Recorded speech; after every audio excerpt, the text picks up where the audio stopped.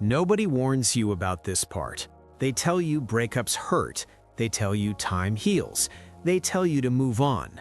But they don't tell you about the quiet depression that creeps in after the relationship ends. That heavy, hollow feeling when you wake up and reality hits you all over again. The loss of motivation, the constant replaying of memories, the strange mix of missing someone and feeling angry at yourself for missing them. If you're feeling depressed after a breakup, this video isn't here to give you cliches.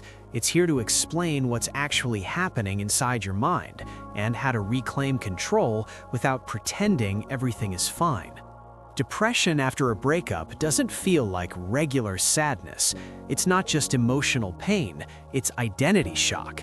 For months or years, your brain organized your life around another person. Your routines, your future plans, even the way you talk to yourself were shaped by that relationship. When it ends, your brain doesn't just lose a person, it loses a map. And when the map disappears, the mind panics. That panic often shows up as emotional numbness, low energy, anxiety, or a deep sense of meaninglessness. Here's something most people never hear. Feeling depressed after a breakup is neurologically similar to drug withdrawal. Love activates dopamine, oxytocin, and emotional safety circuits in the brain. When the relationship ends, those chemicals don't slowly fade, they crash. Your brain keeps searching for the source of relief that no longer exists. That's why you feel restless but exhausted. That's why you want to check their social media even though it hurts. You're not weak, your nervous system is recalibrating. After a breakup, the mind looks for explanations, and when answers are unclear, it often turns inward. Why wasn't I enough? What's wrong with me? Why did this happen to me? These thoughts feel logical, but they're not neutral. They're driven by emotional shock. The brain prefers painful certainty over emotional ambiguity, so it creates self-blame because blame feels controllable. But control built on self-attack only deepens depression. One of the most dangerous parts of post-breakup depression is the silent loss of identity. You didn't just lose them, you lost the version of yourself that existed with them. The future you imagined no longer makes sense. The routines you shared now feel empty. Even simple decisions feel heavier. This isn't weakness, it's psychological disorientation. And until you rebuild a sense of self that exists independently, the depression lingers. People love to say, just stay busy. But distraction without emotional processing doesn't heal, it delays. When you suppress grief, it leaks out as irritability, fatigue, or emotional numbness. True healing doesn't mean drowning in pain, it means allowing controlled exposure to it. Avoidance keeps the breakup psychologically alive. Processing it slowly is what allows your mind to let go. If you're feeling depressed after a breakup, you might notice something strange. Your mind keeps replaying conversations that never happened, arguments you wished you'd won, apologies you wished you'd heard.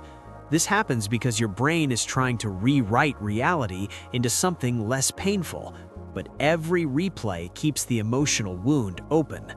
Closure doesn't come from imaginary conversations, it comes from emotional acceptance. Hope feels comforting, but false hope is dangerous. The idea that maybe they'll come back keeps your nervous system stuck in waiting mode. Waiting prevents closure. Waiting blocks emotional recalibration. Healing doesn't start when you stop loving them. It starts when you stop negotiating with reality. Letting go of hope doesn't mean giving up. It means choosing your mental health.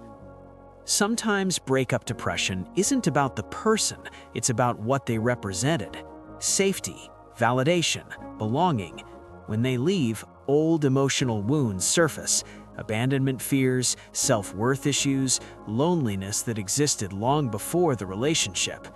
The breakup didn't create these feelings, it exposed them. And exposure, while painful, is also an opportunity for real healing.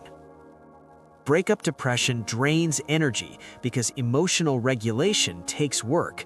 Your brain is constantly processing loss, resisting memories, and recalculating identity. That cognitive load creates fatigue. You're not lazy, you're emotionally overloaded. Rest, structure, and gentle routines aren't indulgences, they're recovery tools. You don't heal by forcing happiness. You heal by rebuilding control in small, grounded ways. Wake up at consistent times. Move your body even when motivation is low. Eat regularly. Reduce emotional triggers like social media stalking. These actions don't fix everything, but they stabilize the nervous system enough for healing to begin. One of the hardest lessons after a breakup is learning to sit with discomfort. Not analyze it, not escape it, just observe it. Pain that's acknowledged tends to soften. Pain that is resisted intensifies. You don't need to relive the relationship. You need to allow the emotions to move through you without judgment. If feeling depressed after a breakup begins affecting sleep, appetite, work, or self-worth for weeks, support matters. Talking to someone isn't weakness, it's nervous system regulation. Therapy, trusted friends, or support communities can help you process what your mind can't carry alone. Healing doesn't require isolation. There comes a moment, often quiet, when the pain stops being sharp and becomes informative. You start noticing patterns. You see what you ignored. You understand yourself more clearly. This is the beginning of post-breakup growth, not because the pain was worth it, but because you survived it. One day, this breakup won't define you, but it will shape you.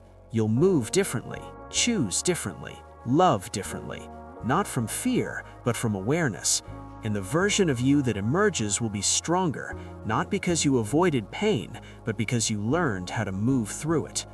If you're feeling depressed after a breakup, remember this: you are not broken, you are rebuilding. This phase doesn't last forever, even if it feels endless right now. Healing is not linear, but it is possible. And the fact that you're still here, still searching for understanding, already means something powerful is happening inside you.